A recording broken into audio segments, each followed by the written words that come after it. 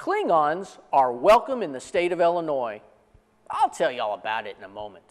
I'm Shelley Locke with Child Care Aware of Missouri. We're committed to helping families find child care and early learning programs that meet their needs. Finding the right child care or preschool is one of the most important decisions parents make. We help parents understand the types of programs available and the state's licensing rules. We also provide tips on what to look for when you visit possible programs for your child. Call us today at 866-892-3228 or visit us online at mo.childcareaware.org. Child Care Aware of Missouri, Missouri's most trusted child care resource.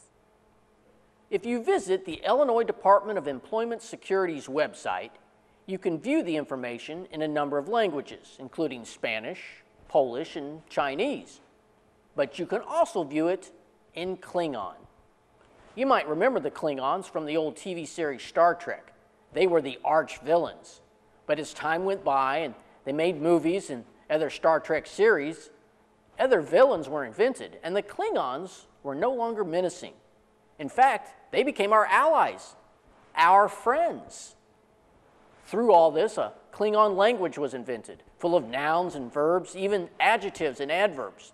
And it's this language that the Illinois Department of Employment Security has made available on their website.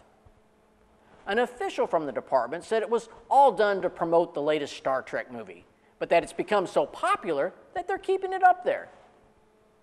And that's exactly what they want you to believe. I mean, how do we know that the Klingons are really fictional?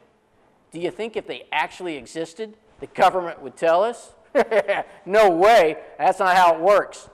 They lie to us about their existence to protect us. And then they slowly allow them onto the planet and into this country. Oh, sure, it was pretty funny when the language was invented. And when folks started using it, we laughed and thought, you silly little fools. When Shakespeare and the Bible were translated into Klingon, we snickered thinking, somebody has too much time on his hands.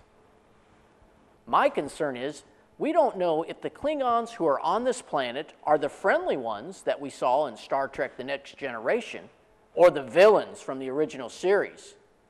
I guess we'll find out after the Department of Employment Security helps them get a job. I'm Michael P. Downey. Thanks for watching.